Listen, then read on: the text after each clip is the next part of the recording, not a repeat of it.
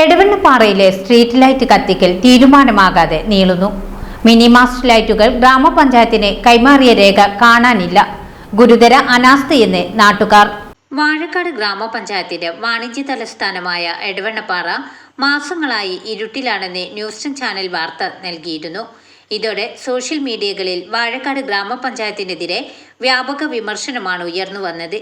പ്രശ്നപരിഹാരത്തിനിറങ്ങിയ വാഴക്കാട് ഗ്രാമപഞ്ചായത്ത് അധികൃതരാണ് എടവണ്ണപ്പാറ സൗന്ദര്യവൽക്കരണത്തിന് MLA ആസ്തി വികസന ഫണ്ടിൽ നിന്ന് നിർമ്മിച്ചു നൽകിയ മിനി മാസ്റ്റ് ലൈറ്റ് വാഴക്കാട് ഗ്രാമപഞ്ചായത്തിന് കൈമാറിയ രേഖകൾ കാണുന്നില്ലെന്ന് അറിയിച്ചത്. തെരുവ് വിളക്കുകളുടെ അറ്റകുറ്റപ്പണിക്ക് 1.5 ലക്ഷം രൂപ വകയിരുത്തിയിട്ടുണ്ടെന്നാണ് പഞ്ചായത്ത് അധികൃതർ അറിയിക്കുന്നത്.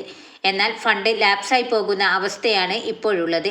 ഗ്രാമപഞ്ചായത്തിന്റെ അനാസ്ഥയാണ് തെരുവ് വിളക്കുകൾ തെളിയാത്തതെന്ന് നാട്ടുകാരും രാഷ്ട്രീയ പാർട്ടി പ്രതിനിധികളും ആരോപിക്കുമ്പോൾ കൃത്യമായ മറുപടി പറയാൻ കഴിയാതെ ഉയരുകയാണ് വാഴക്കാട് ഗ്രാമപഞ്ചായത്ത് അധികൃതർ. വാർത്തകൾ നേരത്തെ അറിയാൻ ഫേസ്ബുക്ക് പേജ് ലൈക്ക് ചെയ്യൂ, ചാനൽ സബ്സ്ക്രൈബ് ചെയ്യൂ.